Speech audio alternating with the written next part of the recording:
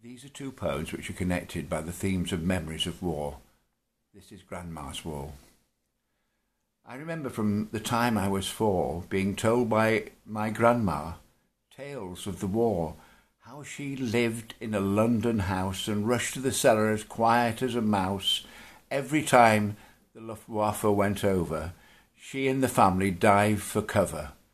They huddled under a table and kept each other as warm as they were able. She told stories of community together. The enemy should split them never. Vera Lynn, Anne Shelton and Petula Clark sang through the war, each as clear as a lark.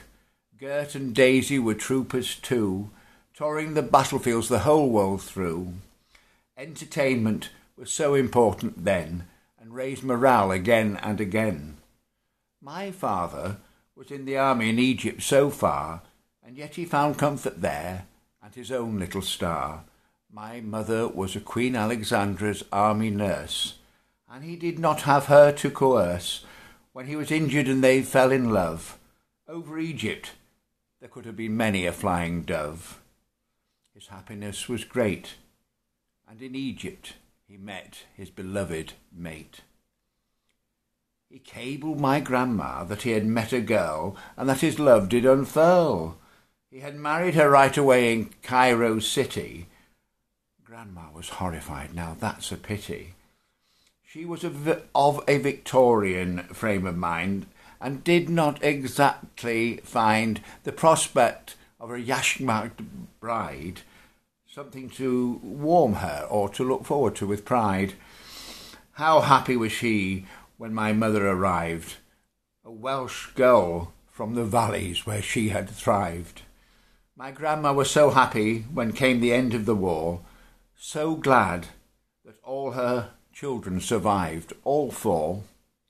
So many celebrations for so many nights, VE and VJ days ended the frights.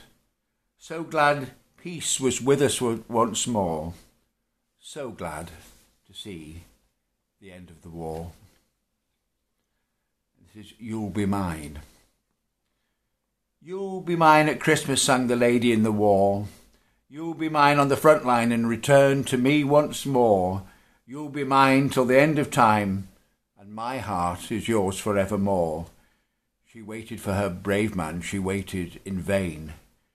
She loved all a woman can with her heart, soul and brain. She cried her tears while he was away.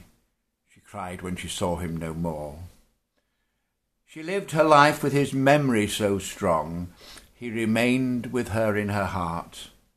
She always felt that with him she did belong. She never felt they did part. She loved no other more than him. She was his forevermore. And still in love with him eventually, after a long, full life, she died. She joined with him in heaven above, and has proved her undying love.